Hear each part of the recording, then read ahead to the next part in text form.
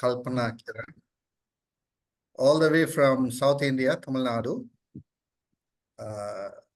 She is such a grand person with a good heart who has come to talk to you all. And we hope things will be fine today. So let's begin this session with the welcome note and introduction by Malisha Pereira. Thank you.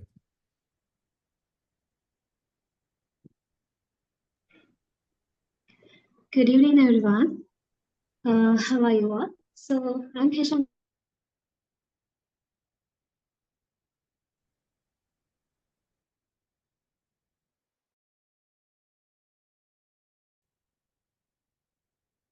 The audio got stuck, right? Yeah, I think so.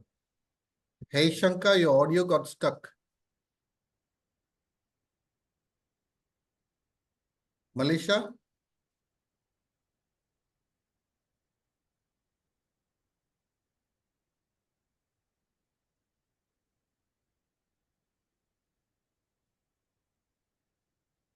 Prashanta? Just look into it. Okay, so okay. Yeah, hey, Shankar, please. Sorry, sir. Sorry for the interruption. So before the beginning the session, I wish to place on record my sincere thanks to Dr. Rohan Sabarimuthu, Senior Lecturer, Faculty of Communication and Business Studies, and the Department of Languages and Communication Studies, Trincomalee Campus, Eastern University, for providing as the platform to conduct today's webinar. So I wish invite to Malisha to welcome our Honorable Chief Guest, Professor L.T.E. Kalpana. Somalia. Thank you, Heshanka. Welcome to the webinar on Hamlet, a rational folly.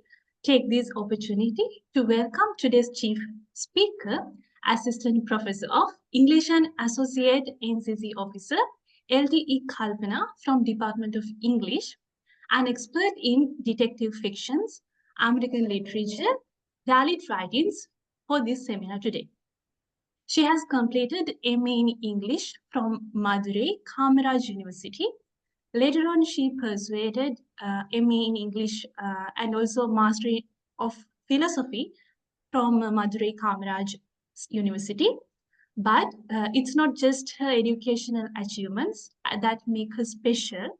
She has published many articles and papers and also was awarded Meera Marayanam Award for NCC year 2023. Therefore, it's an honor and privilege for us, madam, to have you with us today.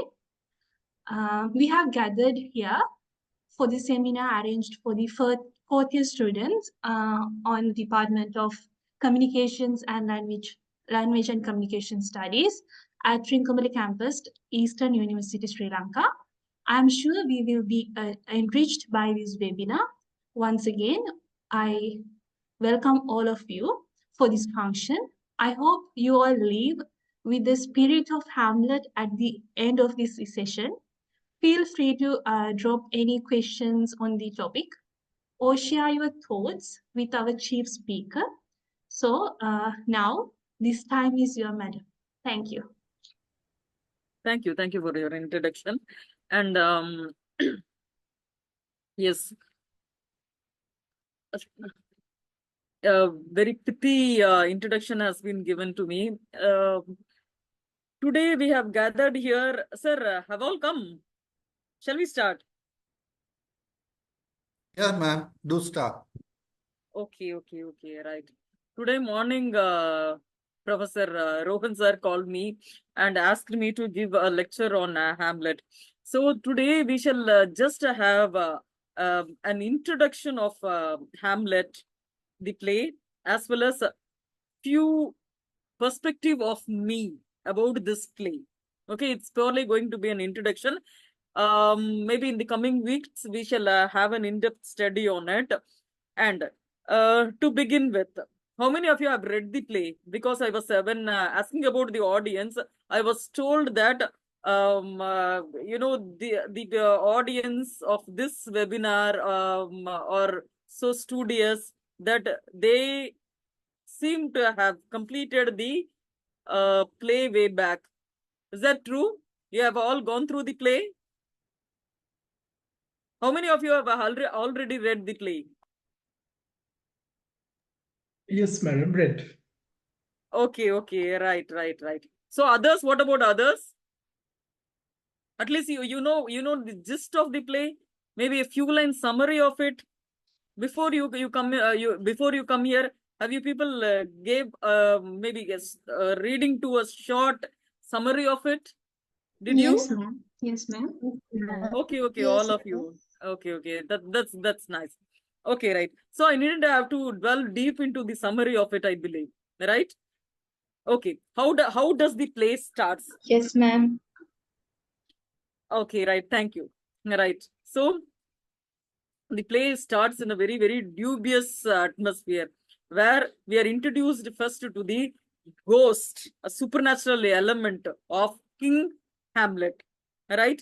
Then we are let known about the arrival of Hamlet and how he has been advised to forget about his father's death and enjoy the presence. And things go on till how he was betrayed and killed. Almost everyone got killed.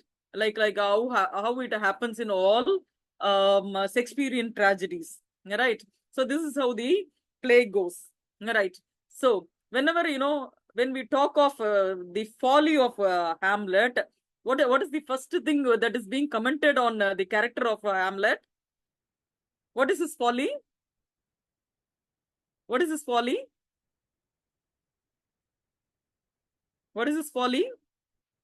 Macbeth, people say that he is over ambitious, right? And what is the folly of Hamlet? Yes, Tarushi.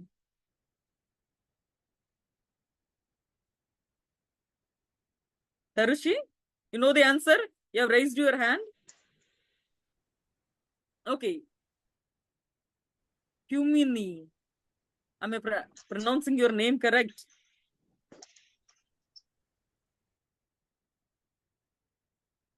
What is the folly of Hamlet? What is the folly of Hamlet? Come on. Seeking revenge. Seeking revenge. Is that his folly? Is that his folly? It's a kind of folly. Yes, it's a kind of folly. Yes. But always, whenever people comment on the character of Hamlet, they always accuse us the kind of procrastination which he has. That means, keep on delaying with things. Okay. So, today I have given the topic like Hamlet, a rational folly. That means is this the title okay? Or what do you think when you first heard of the title? What is the idea which came to you? Is it anything odd about the title that you have felt? Hmm? Oh my God, your professor gave you a very, very studious picture about yourself. And he told that people would be asking me questions that I should be academically as well as, mentally prepared for the answers. Right? Or are you people having the procrastination which Hamlet had? Hmm? Starting trouble, maybe. Okay. Okay? Is the title okay? Has the title been rationally chosen? Hmm? Can a folly be rational? What is a folly? What is a folly? Maybe something like a foolishness. Can there be a rational foolishness? Can there be a rational flaw? If you are so rational, can you be faltering? So what is odd about the title which I have given?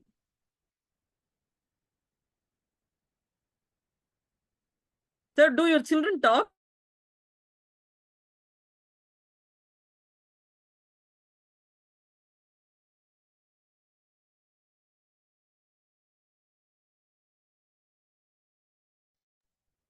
Yeah, please answer. Do your children talk? Do your children talk? They do talk, but most of them are very silent also. Okay. Is it the kind of response they give while you are talking? Are they really dumbfounded or awestruck? What how could I take this? No, they are listening. They'll be talking at the end, I think. Okay. Right. So maybe you said, some of you said that, I think that some of you said that you have gone through the whole play, and some of you must have read the summary and you came for this session. Okay, right. So as you know the storyline, I'm not going to delve deep into it, but there is always, if you see the character, he really, when he comes to know of the fact that his father has been killed and his mother was being taken over by his uncle, okay, which it is in that culture, actually it's a kind of incest relationship, which is a bad example, which the king and queen, they are permeating among the citizens of the place, right? So as soon as he comes to know that the father has been killed by his uncle and the mother has married the uncle who has killed her father, the first impulse that came to Hamlet, it's obvious that he really wanted to take revenge. And apart from that, his father, the ghost of his father also insists him that he should be taking revenge out on his uncle who has really killed him. Okay, you have read the stories, right? How was he killed? And what is the one incident that proved Hamlet that Claudius is guilty? Can we make the class a little bit dialogue, because always teachers taking monopoly in the class, it's not I always think that it's not a good example of a good class.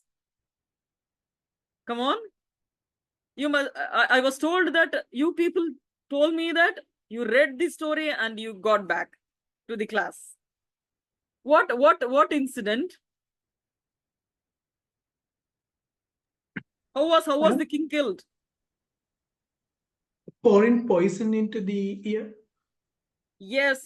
When the King Hamlet, you should always, as a students, we at times, tend to ignore the fact. At times, we tend to, get confused. King Hamlet is the older king. Prince Hamlet is the younger king who is alive. Okay, right. Yes, he was being poisoned. In what way? He was sleeping he was sleeping, and some poisonous potion was being, poured into his ears, and that's how the elder king died. Okay, and what was the incident which really proved Hamlet that Claudius is guilty? What is the incident? Prince Hamlet prepared an event as a drama to show the audience. Then the Claudius was very nervous and got excited when the drama is real story about the Claudius King Hamlet's death. Malisha, good. Yes, this is the reply I was expecting. Actually, he just, scripted a play, right? In which, he replicate the real incident of his father's death. And he appoints one person to get it confirmed. Who's that? His friend. He would assign somebody to watch Claudius' reaction to get it confirmed. Actually, he himself was watching, and he himself was so observant of his stepfather. And he asked one more person to trace the reaction. Who's that? It's Horatio. Okay, so he wants to prove that his uncle is guilty, and as per law, wherever, if you really, go and accuse somebody, evidence is something, which really fetch a dire punishment for the criminal. Evidence. And he was creating an evidence too. He was expecting an evidence too, and he appoints Horatio to have a look at his stepfather's reaction while the play was being enacted. Right? Do you think a person who is insane could do that? Actually, many say that he was feigning madness. That means he was acting as if mad, right? And that's why, when Claudius was commenting upon, he would say there's a method in his madness. But the way he talks to Ophelia, really, makes people or the reader think that he's really mad. And it is not that it is not, we simply cannot term that, he's outright, he's mad. And we could really detect the kind of neurotic trauma a young man would undergo when life fails. That is clearly evident in Hamlet's behavior. The first thing is, as soon as he knows that his father is dead, maybe he must have loved his father so much that he couldn't get out of the sorrow. Though, he was, his friends have been brought to cheer him up, and many steps have been taken from the uncle's side, and even the friends also wanted to cheer him up, but seldom those things worked. And so when he comes to know that his mother is committing incest, when he comes to know that what his mother is doing, he's sharing this sin. Actually, nowhere in the play we have been told that the mother shares a hand in the murder of her husband. But somehow the father, as well as Hamlet's behavior, it stresses the point that the mother, they are suspecting the behavior of the mother. They are suspecting her hand in the murder of the king. All right. Once. That's why, whenever he tries to kill his mother, whenever, he is in the verge of killing his mother, he couldn't do that. And people interpret this kind of behavior with a particular theory. What is that? What is that? Always, Hamlet means this, the whole play and the behavior of the prime character is associated with this particular complex. What is that? What is that? Oedipus complex.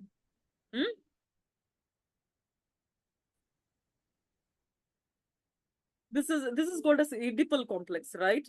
The excessive kind of love which a boy shares with his mother is called as Oedipal complex.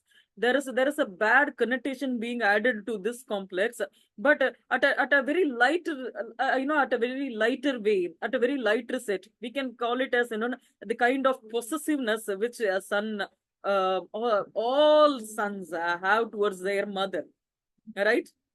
It cannot be associated anything related to a libido.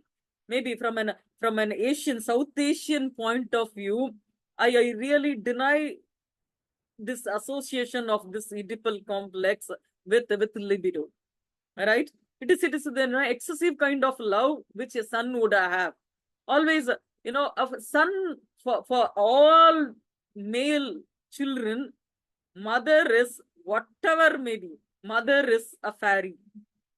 Mother is a guardian angel. When the mother goes out of hand, when the mother does things that is undesirable, any son would be unhappy. Any son would be angered. How come that be associated with libido? That is not at all possible. I outright reject the very idea. Maybe, if you have any contrary opinion, if you really want to defy what I said, that can be done at the end of this this session. All right. So, for any, even it is the kind of possessive now, because mom means it is the first doll which they have. You might have observed small children, they always fondle their mother. They always, snuggle their mom. It is the kind of excessive love which any male child shows towards their mother. So in that way, it is just a plaything, the first plaything, because the first thing which the son play with, it's their mother.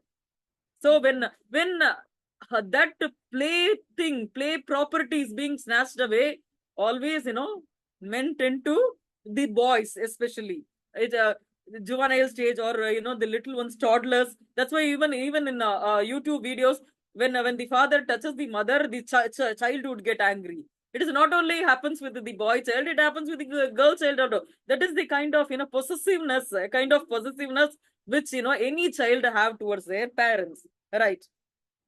Okay, so the Oedipal complex, that's what the Western world called. We can call it as child's possessiveness. Always, man certainly must be at every stage. Everyone has some possession or the other.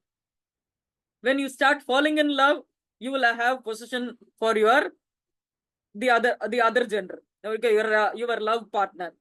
And when you get married, it happens with your life partner. And every time, it is, and even, a parental possessiveness is very much, obvious, because when the child, tends to be very much jovial, very much friendly, loving with the other parent, with one parent, the other parent would think, oh my God, what have I done? Why the child is showering so much of love on her, and why, the child is showing some kind of detachment towards me? Then the other parent would try to impress. So at every point, life exists only with the idea of possession, only with the feeling of possessiveness. And that is the thing which happens with Hamlet also. So I really deny the idea of anything libidoic in this kind of relationship. Yes, she is his mother, and when somebody else, all of a sudden somebody intervenes and to take possession of her, means who will resist, and who will accept it? Certainly that cannot happen, right? And then always say that he is a kind of insanity which paves way for this procrastination. There is a psychological phenomena which we call it as Pandora's box effect. Have you heard of this Pandora's box? Pandora's box? Any one of you? No, ma'am. Kishanka Janani. You have heard of it? Or you people know the idea behind it? Pandora's box. Yes. It's an Greek mythology or something connected with. Yes, you are right. Your first guess is correct. And what is associated with this Pandora's box? What is associated with this Pandora's box? Pandora opens a box in which what that box contained? What that box contained? What that box contained? All Evils. All evils, all miserables under sun. It has all miseries, okay, under sun. And what? One hasty decision of Pandora made every evil which was contained in a box to come out. One act, and what things happened was very much unanticipated, and after which the world is festered with evils and undesirable things. It's all because, according to Greek mythology, it's all because of the one hasty decision. And that theory we could very much apply to the procrastination of the king. See, he is royal brought. And when even you might have seen the brought up of the royal kids. If they are expecting somebody to become a king. From the day one of their child, the child would be reared as a king. So how could we expect a hasty decision from Hamlet's side? Because from the first day of his birth, he has been viewed as a prince. He would be trained as a prince. He would be made to think as a prince and act as a prince. Do you think, killing a king is just it's a click's decision? It cannot happen. It cannot happen, right? And he is a king, the uncle, though he might have committed in what way he got the throne, that's a different story.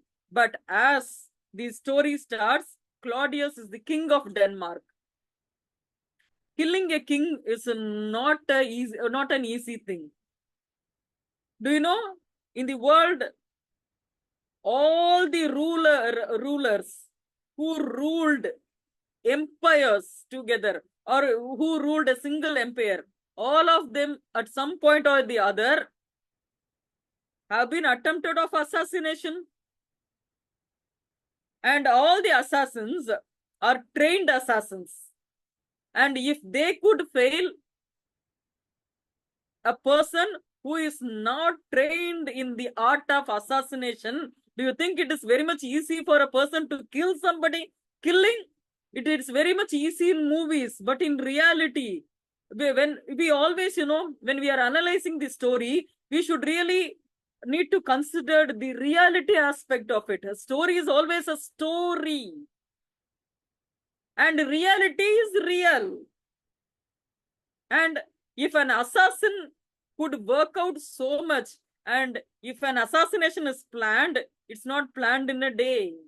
An assassination will be planned for months and months together, and the same thing happens with a Hamlet also. He is going to kill somebody. He is going to assassinate somebody, for which a pakka plan is required. It is very much, because I have recently, of late, I have been associated with defense. I know how the military people work. Always, if he is a king, the first practice which was given to him is the military training. So from the day one, the child is one of the military man of the country, important military man of the country. The military training is given even when the child, topsy turnover. So how come? So the accusation which was put forth against a Hamlet has no base at all, because if you really want to kill somebody, first thing, you need evidence. The second thing, you need plan. And the third thing, before executing, again, you should think twice, thrice. You should wait for the correct occasion. And this out of orderly thinking, which is accused of a Hamlet, that is also, if you see, the last act of a Hamlet would apologize with Leatrice.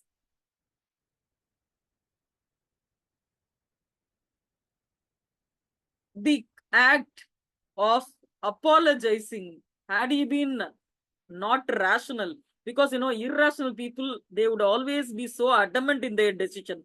And this act of apologizing, that is a very much humanly, and that is a rational act also. People who are irrational, if you analyze their character, those people are the one who would never apologize even for the worst mistake they have done. Right? So if Hamlet has been accused of deviated behavior, do you think he would have apologized with Leatrice? No, he cannot.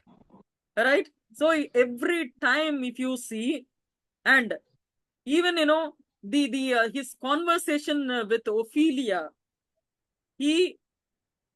of course, his tone might be different, but whatever he says, it's so rational, because just then he was so angry of what his mother has done. And how would he view his lover? How would you view someone, whom maybe in future he would be marrying? The first marriage proved failure for him. That is the marriage of the father and mother, because he may not have dreamt. And one scene, he would take the portrait of his uncle as well as his father. And to whom does he show? And how he involves himself in a comparison?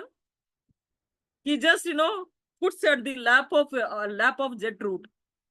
And you call it as Gertrude, whatever it might be. Okay, noun. So he puts those portrait in the lap of Gertrude and asks her to analyze. Come on, who is better? And how have you done it? And how could you do this? Do you think someone who is out of mind could get into such an analysis? It is not that he only analyzed, he just made the other person to think rationally also. If someone who has some kind of deviation in behavior, that is certainly not possible. Because, every incident, every now and then, he proves his rationality. And the folly, that is, the procrastination is not at all to be accused of him, because that is the most rational thing to be king who was brought up each and every day to become a king one day will never do. So his procrastination is the just character which he exhibits. Right? Is my stance clear? My Yes, stance madam. clear? Yeah, madam. Yes. Then, ma'am. yes, you want to ask something at the end, okay? Right. Then, and there is one Icarius syndrome. Icarius syndrome. In the Greek mythology, what this Icarius did? The spelling is Icarus, Icarus or Icarius. How do you pronounce it? Maybe you can pronounce it anyway, because noun can be pronounced in whatever way you feel like. How do you pronounce this word? Icarius, and what he does? What he does? What is the flaw of Icarius? Icarus. What is the flaw? What did he do? What has he done? What has he done? He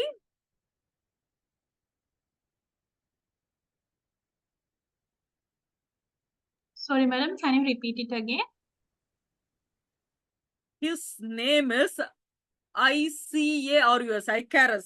Icarus. In Greek mythology, what has he done? Why this character has a place in psychology as well.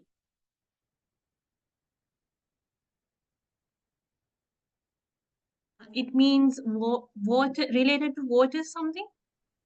Related to water. Yes. Water. It is the other way around. See what he does. He just made a wing. Okay, and somehow he collected the feathers, and with the help of wax, he just fixed those wings in a wax mold, and he prepared a wing. Okay, and in spite of everybody admonishing him, in spite of everybody warning him, he really wanted to go near the sun. He wants to meet sun god. And what he does, he started flying. And as he goes too near to the sun god, the wax, which is, which is catching hold of those wings, it got melt. And the whole wing got disheveled, and he falls, and he was fated to die. That is the story of Icarus syndrome. And this Icarus, wherever you go to work, you would be having one Icarus either in the left or right side of you. Maybe at times front, back, every side. That means someone who is foolishly ambitious. Even, once or twice, you would pity them and you would warn them that, this is not possible. But if you admonish them, then they'll do it for certain. If you find such a Icarus working with you, just, you provoke him to do something. He will, by eventually he'll, he'll end up in doom. He'll end up in a very miserable fate. Okay. And such people are so, nutwits that you cannot orient them at all. And the first thing is, they would be over ambitious. They would be over ambitious, right? Like who of Shakespeare character who is over ambitious? Just, at the beginning of the lecture, I was mentioning. Who's that? Who is whose folly is being over ambitious? Who's that? Who's that? Hello? See, are you all listening? Are you all with me? Are you all with me? Are you all with me? Macbeth? Good. Few answers. No, is it you people came to the lecture out of interest, or you have been forced to get into the link, or what? Your professor threatened you? No, madam. We are Oh, happily joining to this lecture. No, madam, no. Is he the one who is going to give you your internal marks? Yes? Does the internal marks lies with him? Does the internal mark lie with him? Okay, right. Okay, jokes apart. Right. This Icarus syndrome is a psychological phenomena involving in excessive ambition. That means a person who is having this syndrome, his recklessness would lead to his downfall or failure. And this syndrome can very well be associated with which character in Hamlet? By this time, you must have guessed who is over ambitious in this play. Who is over ambitious? Who is a power monger? Who is a power monger?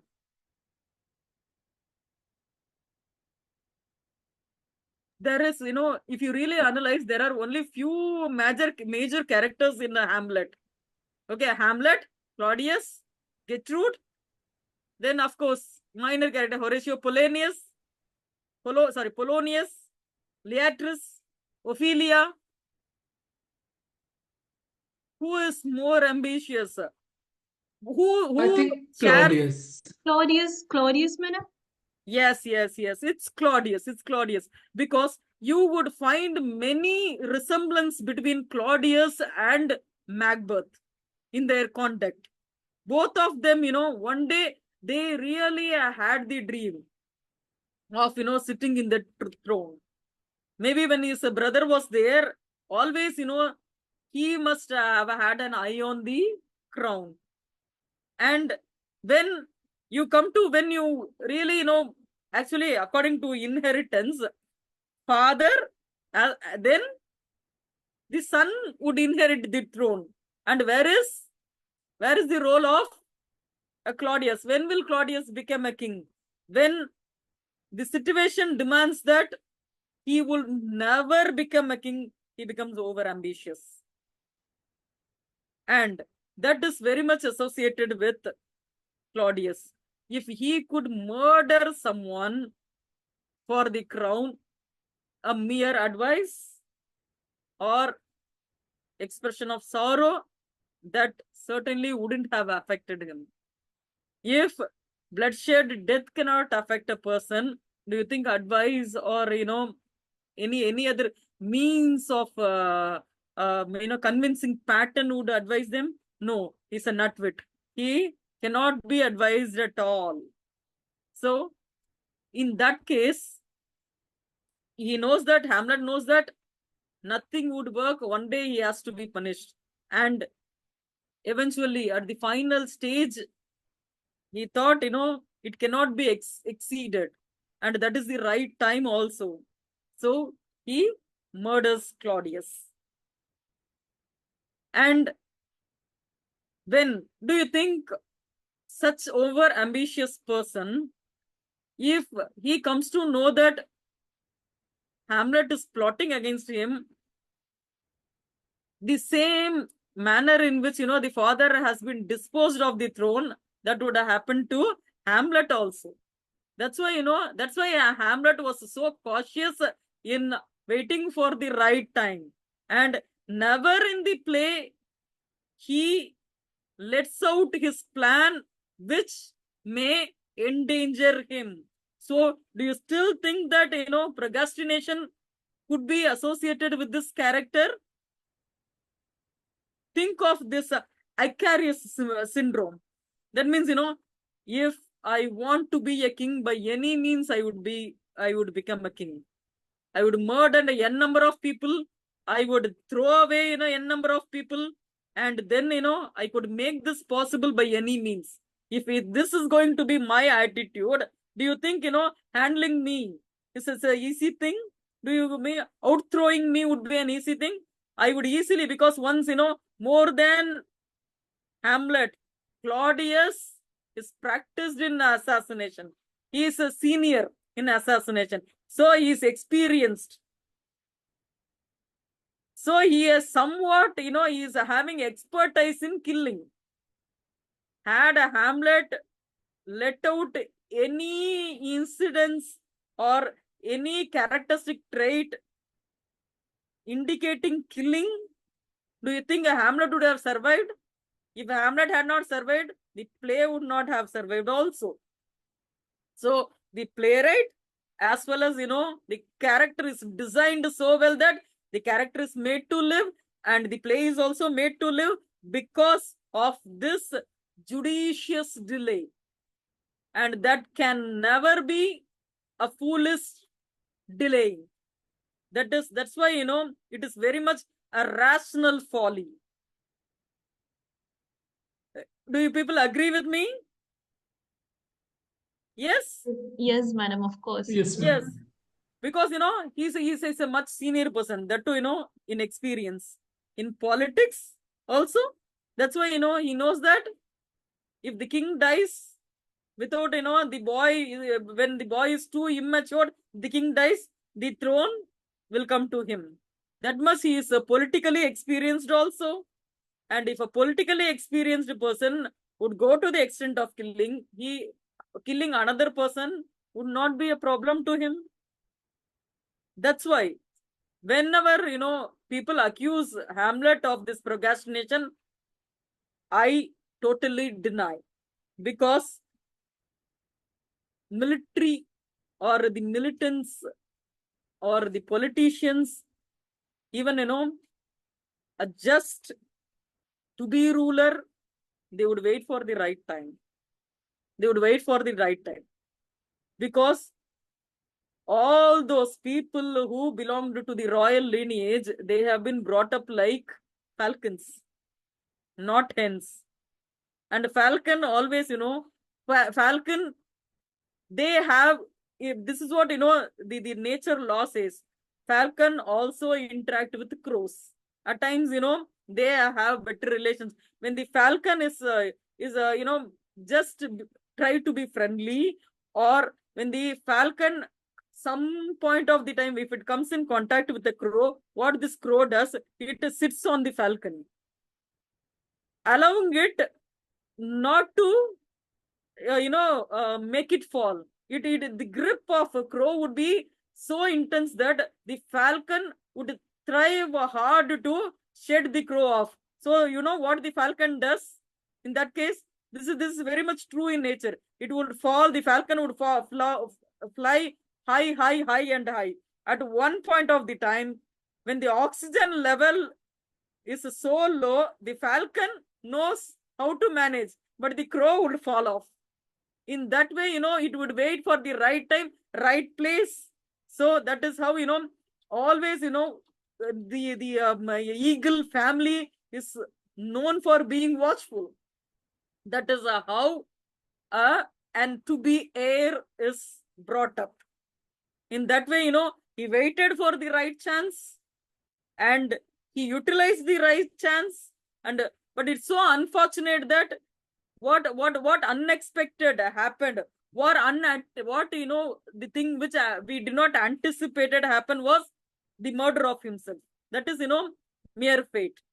But as for us, his decision, I don't find it, I don't find it as procrastinating. It is a judicious decision. If any of you have any contrary opinion, just you can put forth, or if you have any doubt, you can get it clarified. So these are all the major points which I have planned to discuss today.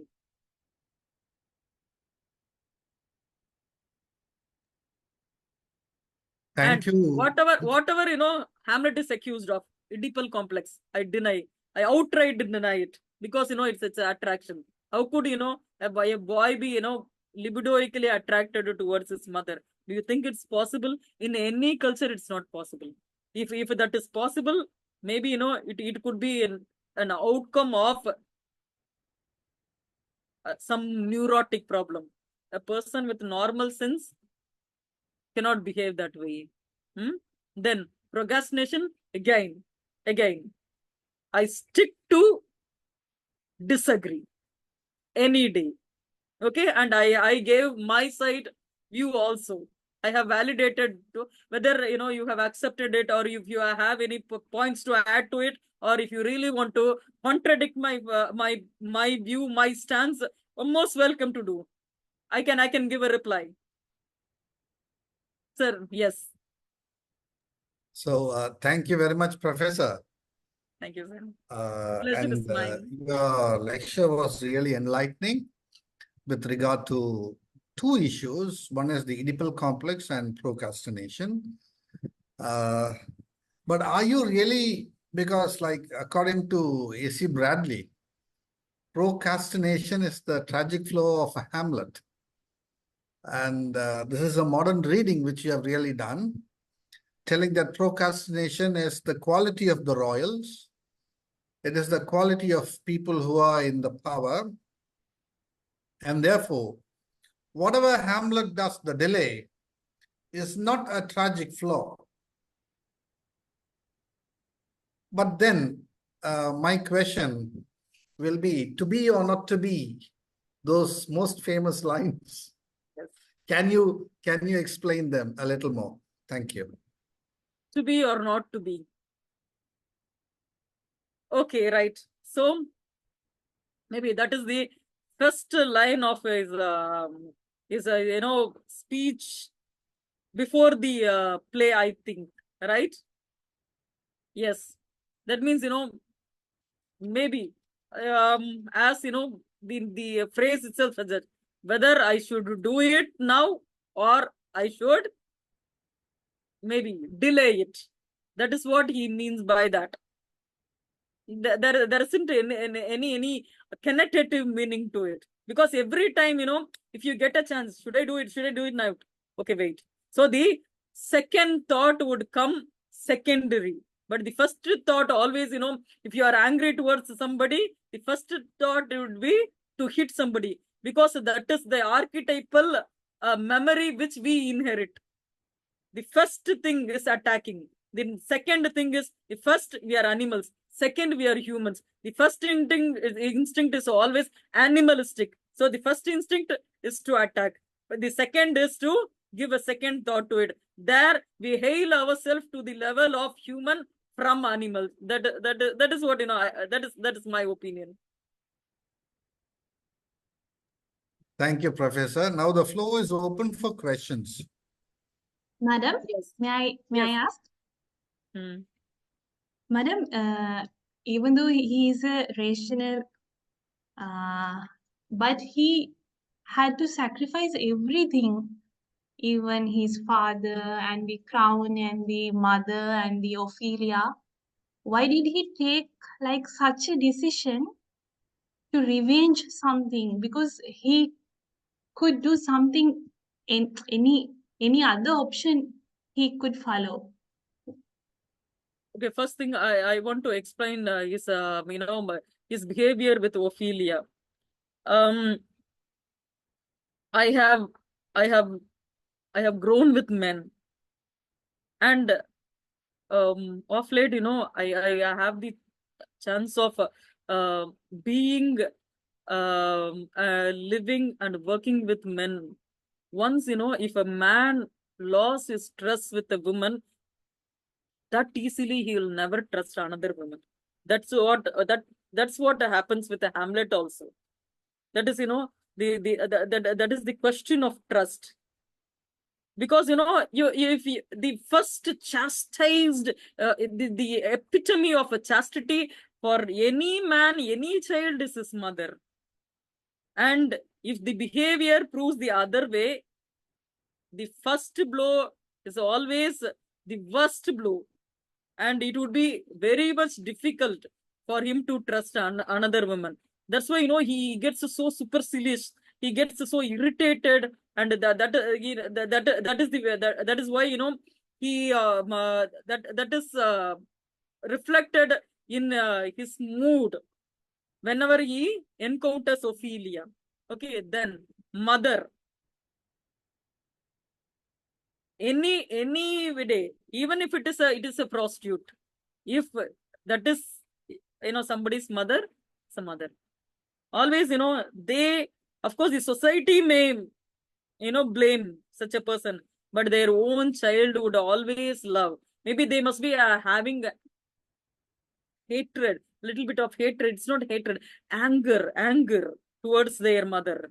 But that's why even when he gets a chance to kill his mother, he just brings to portrait and gives it, right? He nowhere we are told that he plans to kill his mother. Of course, he tortures, but before maybe if he had tried to kill, then we maybe it's a different question. But even then, when he was torturing, what happens? The father's kindly pen your name with number. Sorry. I thought it's some comment. Sorry. Okay. And we don't know, we couldn't predict what was his second act, right? Immediately what happens? The father's apparition comes and he tells, come on, don't torture your mother. Your aim is to kill the my stepfather, not kill your mother. So we do not know what actually is planned. But I don't think, even if the play proceeded, he never would have killed. He must be, disappointed with his mother. I don't think he had any plan of killing his mother. I don't think that would have happened. Then his father, loss of his father, that happened even before he comes. That is not at all in his hand. Right? In that way, the loss of his father happened naturally. And the loss of his mother, that was fate. And the loss of his beloved is his loss of faith in womanhood. That you really cannot help. That Hamlet cannot help himself out. Next. Is it okay? Is that Yes, madam. acceptable? Yes, ma'am. Thank you. Thank you so much. Thank you. Ma'am, may I? Yes. Ma'am, you mentioned about the concept of Oedipal complex earlier. Can you explain it a little bit more with the relevant example and how it affects the tragic flaw of the Hamlet? See, actually, Oedipal complex comes from a story. It was borrowed from a myth, a Greek myth, where Oedipus was predestined. Oedipus, as soon as he was born, usually they would consult an oracle, right? And it was predicted that he would kill his father and marry his own mother. And he was transported to some other land, and there somebody even then that is him, right? So this prophecy is there with him wherever he goes. And once he happens to hear this prophecy that he would kill his father and marry his mother, and after listening to that, when the biological father, when they came to know this prophecy, they sent him off to some other land. and there he happens to know this prophecy, and so fearing whether this prophecy would come true, he runs to a different land, and there the land which he ended up is the land of his biological parents. And as soon as he enters, he happens to meet his father, and the father is a proud king, and there was a clash between him because they'll have to cross a narrow lane, and there was a there was a ego clash, and there Oedipus killed his father. And once in those days it is a practice that if you kill the king, every property including the wife, everything it would be inherited by the new king. In that way Oedipus marries his own mother, and he begets children. And once if he begets 2 or 3 children, then later on he came to know that the person whom he has married is his own mother. He just punishes himself. That's how the story goes. And in this thing, because they committed incestual relationship and they had children, so somehow this idea of physical relationship, the idea of libido gets involved as they had children. So that's why this always this Oedipal complex means a kind of sexual relationship, or between the kind of sexual feeling, not relationship, sexual feeling between the mother as well as the son. See, once in one person in a lakh, yes, this really happens, but not with all. Even I would say that even in real life, if there is some incestual relationship between a mother and father, it is a deviant behavior. It's not normal. So if that being the deviant behavior, we cannot associate this deviant behavior with someone who is with full sanity. And that's my point. I always view Hamlet as a person who is having full sanity. That's why I say that that cannot be associated with something which is associated with a deviant behavior. That's why I totally deny the idea that Hamlet should be analyzed on the basis of Oedipal complex. I think I answered your question. Yeah, ma'am. Thank you, ma'am. Thank you. All right. Anybody else? Yes, ma'am, shall I? Please. Madam, I have a little confusion about was the ghost real, or if it is a figment of Hamlet's imagination, because the play of first clues that it could be a demon tricking Hamlet. So what about your opinion, ma'am? See, as whether you really and I really thought of discussing this as well. Okay, first thing I'll answer your question. In this story, it's a real ghost, because how come things which has happened prior, how he has been informed of the murder, it is only the ghost of King Hamlet which reveals what has happened, right? In that case, the ghost is real in this story.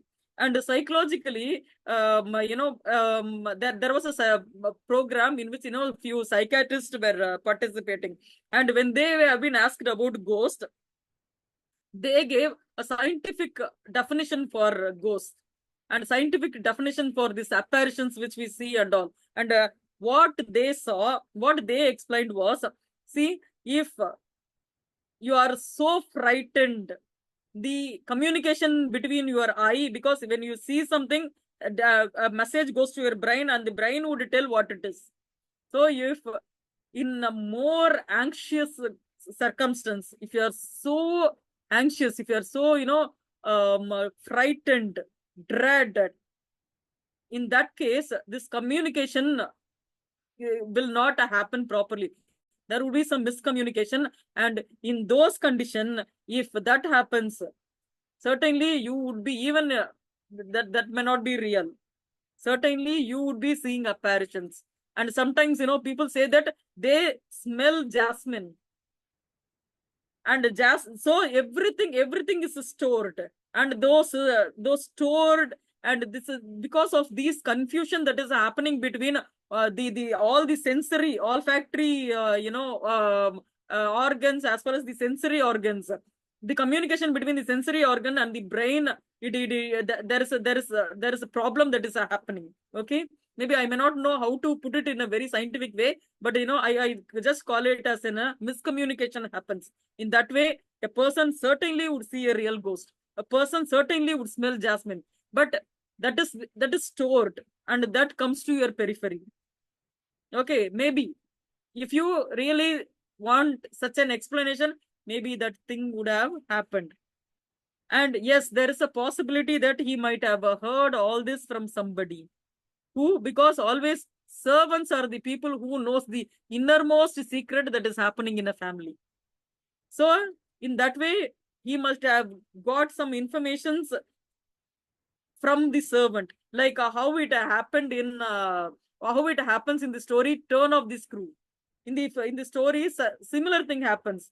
The servant, the governess comes to know that there were murders happened earlier, and somehow she comes to know of it, and she would knit a story and making everybody believe that some ghost appears, and they tell, and so that is how from the ghost she comes to know that such murders have happened, and that is also possible. But Shakespeare intend to portray a ghost because he believed in supernatural elements. It is not only this play which has supernatural elements. There are other plays also, which has supernatural elements. That shows us he must have believed. And in this story, it's a real ghost, according to me. And if you really want to do some psychological analysis, that this would go with whatever I explained. And that's why, in that explanation, they told, if you have been asked to smell the smell of a daffodil, certainly that won't come to you because that is not registered. But in that case, you would smell a jasmine because that is the jasmine smell is there. Whatever you have been conditioned, whatever which has been registered can happen. What is not registered can never happen. So this miscommunication is what is supernatural, according to psychiatrists. This is their explanation about supernatural elements. Thank you, madam. Thank you. I hope I answered your question. Hope I haven't confused you. Ma'am, In the story, it's a real ghost. But if you really demand a psychological explanation, whatever little I know, whatever I heard, I just shared that with you. thank you, Yes. ma'am. Anybody else?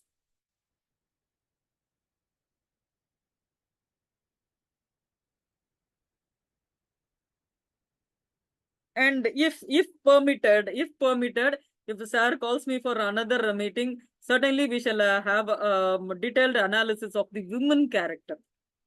Especially, women who really, expect too much, they are heartbroken. And Ophelia, especially, we shall have a very detailed psychological analysis of Ophelia. I think, once if I finish giving those explanations, certainly you will find an Ophelia in all of you. Because, when we encounter people, we demand too much attention and we started expecting more. The woman who expects more expects heartbreaking things more. Yes, that is the the one line psychological definition of the character of Ophelia. Yes. And anybody else? So, thank you for promising for a next lecture on the women characters. And we are really lucky to have a woman delivering a lecture on women characters or female characters in the play Hamlet. So, Krishanta, do you have any questions? Yes, I have one. Yeah. Yeah, I think, madam. Hmm. Yes, I think the presence of the ghost or that the spirit of King Hamlet, that is amplify the Oedipal desires of the of Hamlet. What do you think about, madam? I didn't get your question, especially the second part of your phrase. Yeah, the presence of ghost in the play, they are amplify or boosting Hamlet's Oedipal desires? Somewhere even I came across, this, but maybe my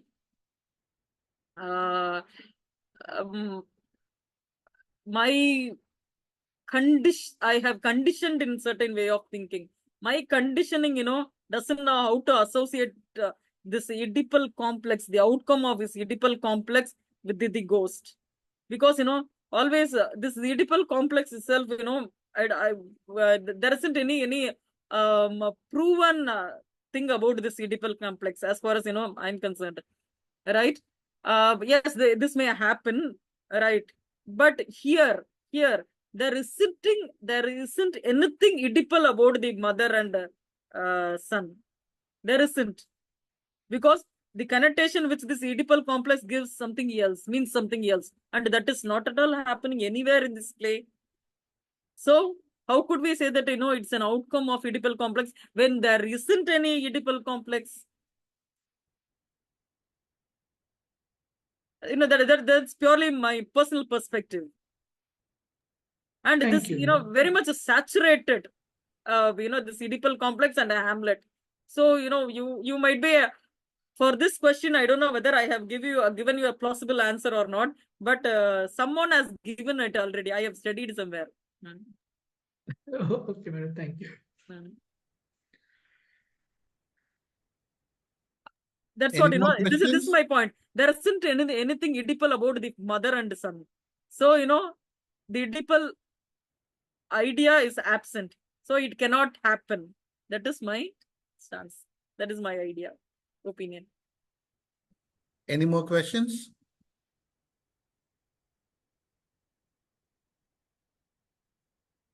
Then shall we wind up? Krishanta? Can I? Yes, Himaya. Madam, do you think did Gertrude, Hamlet's mother, have an affair with Claudius before he killed Hamlet's father? So, Ghost and also Hamlet calls to Claudius adulterate. No. What about your opinion? You cannot. Yes, very much there is a possibility, because you really cannot marry someone all of a sudden. That too, this happens within 2 months, I think. Within 2 months, all of a sudden such a marriage cannot happen. And the time which this story happens is after 16th century, right? Yeah. So this idea of inheriting the king's all properties, it was, it is a custom that happened in BC. So when this story happens in an era which is more rational.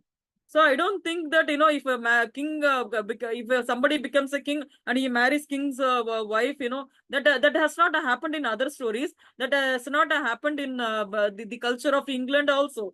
So certainly, yes, there is a possibility. Otherwise, you cannot marry. That too, knowing very well that that is incestual, and you are in a position where the whole world is watching you. And in spite of that, if you could make such a bold decisions, means certainly the incest is blinding your eyes. So yes, anyone can suspect. What your doubt? Anyone can suspect the same. Ma'am, Yes. ma'am, can we address the Hamlet as the tragic hero?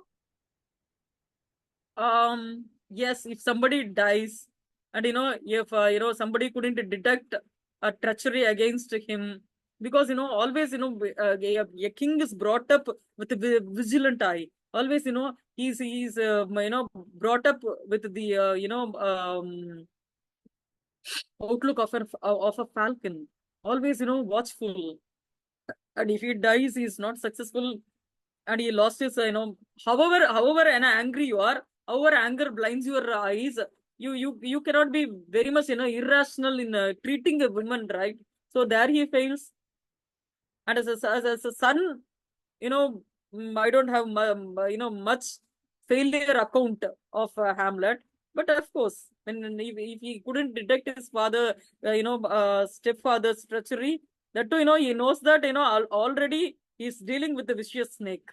And how could he be, so innocent? How could he be not aware, not vigilant? So, yes, of course, he's a tragic hero. Thank you, ma'am. Because see, Fidel Castro was tried of assassination for more than 50 times. And he is a hero. Because, because whenever, if somebody comes, to kill you, certainly he must be a trained person. At least he must have mentally prepared himself. So Fidel Castro every time, and he had a natural death. If that being the case with the Hamlet, then he is not a tragic hero. If that is not the case with the Hamlet, he is a tragic hero. That's how, I associate Fidel Castro with Hamlet. That's it. Excuse me, madam. Yes. Can we suspect that Gertrude also she may have helped to the Claudius to kill that King Hamlet? That Shakespeare has to answer. Yeah, because the play starts at a much later stage. That the story which was left open to us, it starts after the murder. So, had there been a story, maybe there was an original story.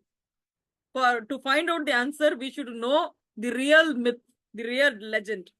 Okay, we don't know, what was the plan of that mother. Okay, but as far as Shakespeare's Hamlet is concerned, maybe he starts with that, and while writing the character of Reader, we don't know what idea he had. So that Shakespeare has to answer. Okay, madam. Thank you.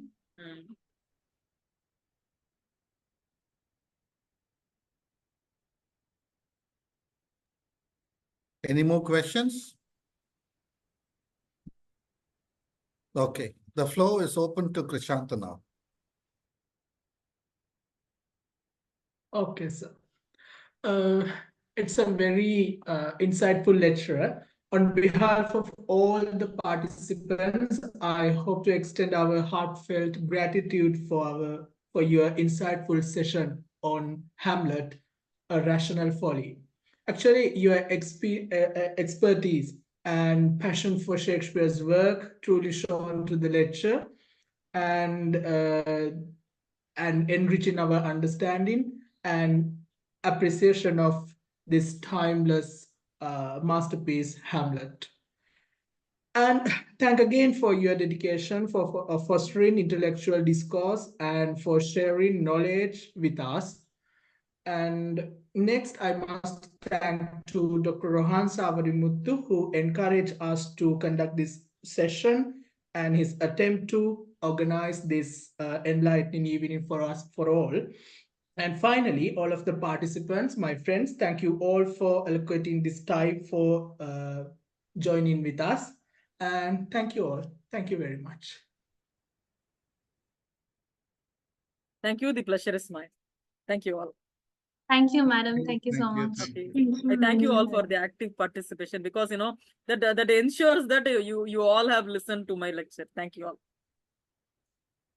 Okay, and I pray for a wonderful future for all of you. Thank you. Good night. Thank you, Professor. Good night, Bye. ma'am. Thank you. Thank you. Ma'am, thank you. Sir, shall I leave? Sure, madam. Thank Thank you you. very much.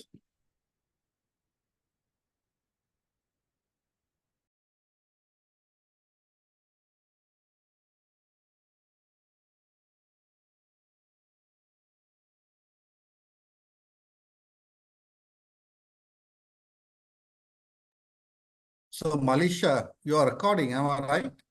Yes, sir, I will stop here.